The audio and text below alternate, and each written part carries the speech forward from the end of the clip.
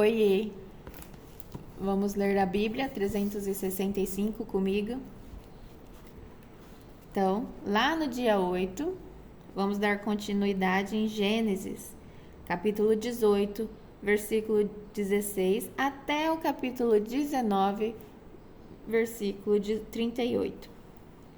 Depois da refeição, os visitantes se levantaram e olharam em direção a Sodoma. Quando partiram, Abraão os acompanhou para despedir deles. Então, o Senhor disse: devo esconder meu plano de Abraão? Afinal, Abraão certamente se tornará uma grande e poderosa nação, e todas as nações da terra serão abençoadas por meio dele. Eu os escolhi para que ordene a seus filhos e às famílias deles que guardem o caminho do Senhor, praticando o que é certo e justo. Então farei por Abraão tudo o que prometi. Portanto, o Senhor disse a Abraão: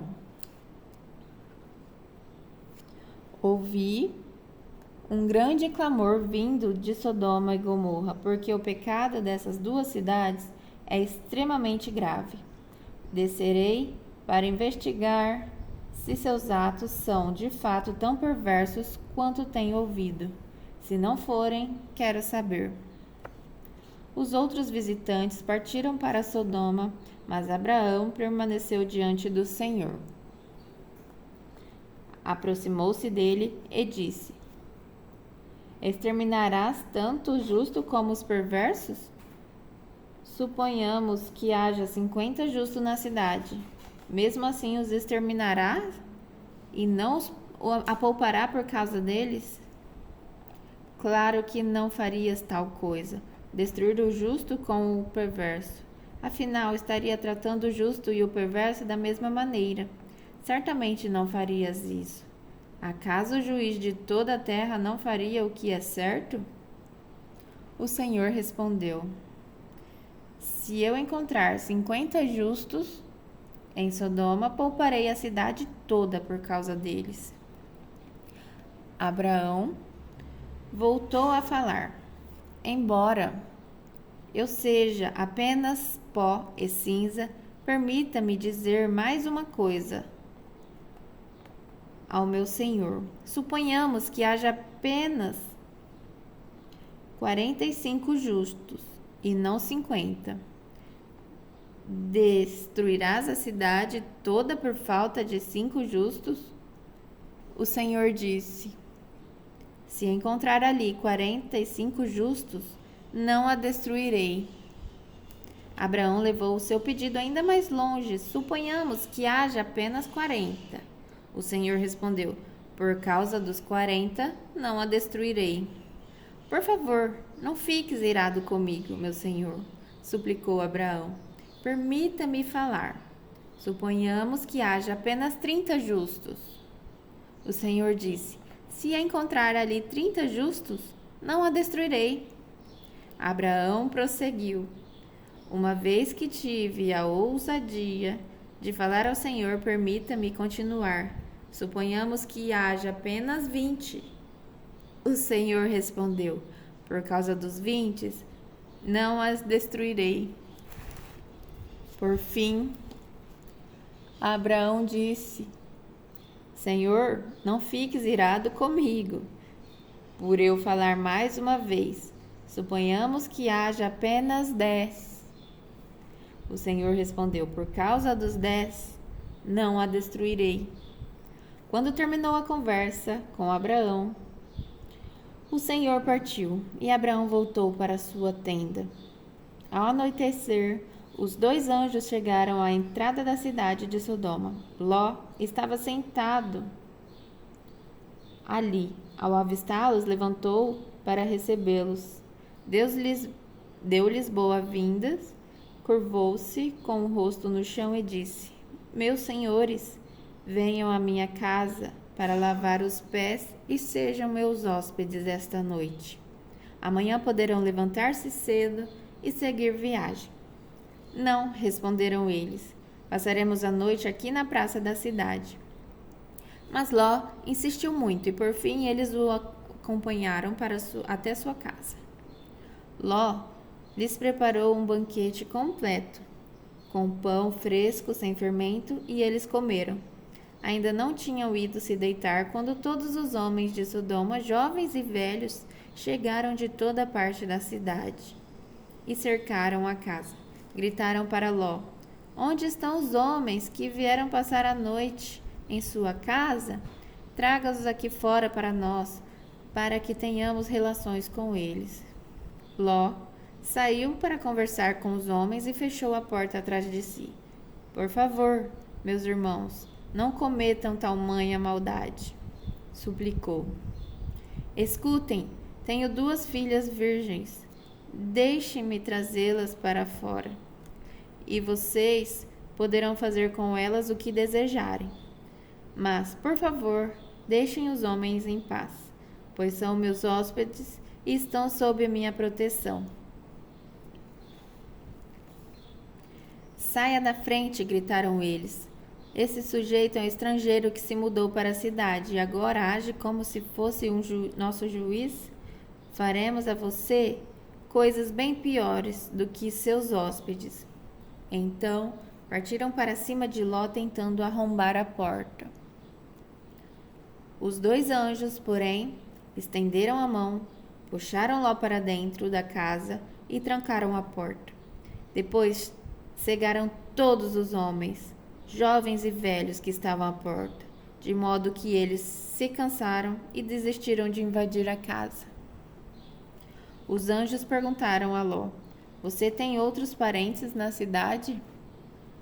Tire-os todos daqui, genro, filhas ou qualquer outro parente, pois estamos prestes a destruir toda a cidade.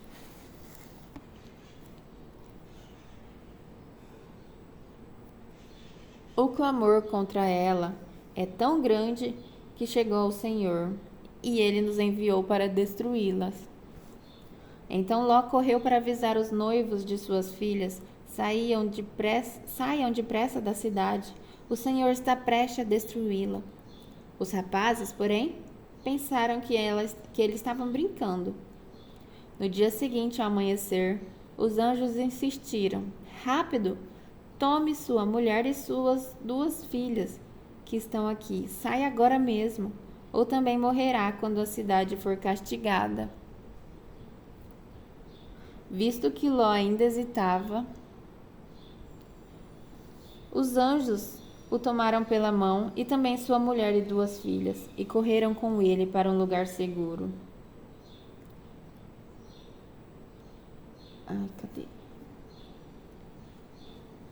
Fora da cidade, pois o Senhor foi misericordioso. Quando estavam em segurança, fora da cidade, um dos anjos ordenou: Corram e salvem-se. Não olhem para trás, nem parem no vale. Fujam para as montanhas ou serão destruídos. Mas Ló suplicou: Não, meu senhor. Os senhores foram muito bondosos comigo, salvaram minha vida e mostraram grande compaixão. Não posso, contudo, ir para as montanhas. A calamidade também me alcançaria ali, e bem depressa eu morreria. Vejam, aqui perto há um vilarejo. É um lugar bem pequeno, por favor, deixe-me ir para lá, e minha vida será salva. Está bem, disse o anjo, atenderei a seu pedido. Não destruirei o vilarejo, mas vá logo, fuja para ele, pois não posso fazer nada enquanto você não chegar lá. Isso explica porque a vila era conhecida como Zoar. Ló chegou a Zoar quando o sol aparecia no horizonte. Então o Senhor fez chover do céu fogo e enxofre sobre Sodoma e Gomorra. Destruiu-as completamente, além de outras cidades e vilas da planície, e exterminou todos os habitantes e toda a vegetação. A mulher de Ló, porém, olhou para trás enquanto seguia e se transformou numa coluna de sal. Naquela manhã, Abraão se levantou cedo e correu para o lugar onde tinha estado na presença do Senhor. Olhou para a planície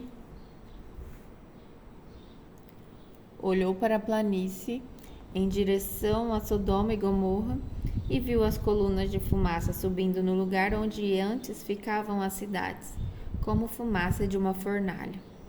Contudo, Deus atendeu ao pedido de Abraão e salvou Ló, tirando-o do meio da destruição que engoliu as cidades da planície. Algum tempo depois, Ló deixou Zoar, pois tinha medo do povo de lá, e foi morar numa caverna nas montanhas com suas 2 filhas. Certo dia, a filha mais velha disse à irmã: "Nesta região não resta homem algum com quem possamos ter relações, como fazem todas as pessoas, e logo nosso pai será velho demais para ter filhos. Vamos embebedá-lo com vinho e então nos deitaremos com ele. Com isso, preservaremos nossa descendência por meio de nosso pai." Naquela noite, portanto, embebedaram o pai com vinho, e a filha mais velha teve relações com ele. E ele não percebeu quando ela se deitou, nem quando se levantou. Na manhã seguinte, a filha mais velha disse à irmã mais nova: "Ontem à noite tive relações com nosso pai. Vamos embebedá-lo com vinho outra vez, hoje à noite, e você terá relações com ele. Com isso, preservaremos nossa descendência por meio do nosso pai." Naquela noite, portanto, voltaram a embebedar o pai com vinho e a filha mais nova teve relações com ele. Mais uma vez, ele não percebeu quando ela se deitou, nem quando se levantou. Como resultado, as 2 filhas de Ló engravidaram do próprio pai. Quando a filha mais velha deu à luz a um menino, chamou-o de Moabe. Ele se tornou o antepassado do povo conhecido até hoje como Moabitas. Quando a filha mais nova deu à luz a um menino, chamou-o de Ben-Ami. Ele se tornou o antepassado do povo conhecido até hoje como Amonitas. Então agora nós vamos lá para o Novo Testamento. Continuar a leitura em Mateus capítulo 6, versículo 25, até o capítulo 7, versículo 14. Por isso eu lhes digo que não se preocupem com a vida diária, se terão o suficiente para comer, beber ou vestir. Ainda não é mais que comida e o corpo não é mais que roupa. A vida não é mais que comida e o corpo não é mais que roupa. Observem os pássaros, eles não plantam nem colhem, nem guardam alimento em celeiros, pois seu Pai Celestial os alimenta. Acaso vocês não são muito mais valiosos que os pássaros? Qual de vocês, por mais preocupado que esteja, pode acrescentar ao menos 1 hora à sua vida? E por que se preocupar com a roupa? Observem como crescem os lírios do campo. Não trabalham, nem fazem roupas. E, no entanto, nem Salomão, em toda a sua glória, se vestiu como eles. E se Deus veste com tamanha beleza as flores silvestres, que hoje estão aqui e amanhã são lançadas ao fogo, não será muito mais generoso com vocês, gente de pequena fé? Portanto, não se preocupem dizendo: o que vamos comer? O que vamos beber? O que vamos vestir? Essas coisas ocupam o pensamento dos pagãos. Mas seu Pai Celestial já sabe do que vocês precisam. Busquem em primeiro lugar o reino de Deus e a sua justiça, e todas essas coisas lhes serão dadas. Portanto, não se preocupem com o amanhã, pois o amanhã trará suas próprias inquietações. Bastam para hoje os problemas deste dia. Muito bonito isso daqui, vou até repetir.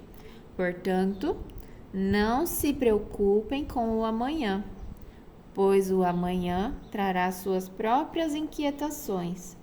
Bastam para o hoje os problemas deste dia. Não julguem para não serem julgados, pois vocês serão julgados pelo modo como julgam os outros. O padrão de medida que adotarem será usado para medi-los. Porque você se preocupa com o cisco no olho do seu amigo, enquanto há um tronco em seu próprio olho? Como pode dizer a seu amigo: deixe-me ajudá-lo a tirar o cisco do seu olho, se não consegue ver o tronco em seu próprio olho? Hipócritas, primeiro livre-se do tronco em seu olho, então você verá o suficiente para tirar o cisco do olho do seu amigo. Não dê o que é santo aos cães, nem joguem pérolas aos porcos, pois os porcos pisotearão as pérolas e os cães se voltarão contra vocês e os atacarão.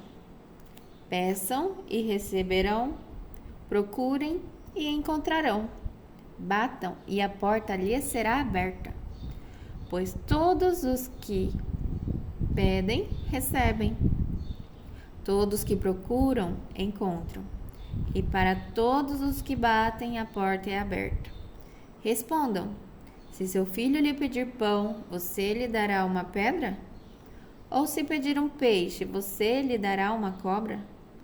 Portanto, se vocês, que são maus, sabem dar bons presentes a seus filhos, quanto mais seu Pai, que está no céu, dará bons presentes aos que lhes pedirem. Em todas as coisas façam aos outros o que vocês desejam que lhes façam.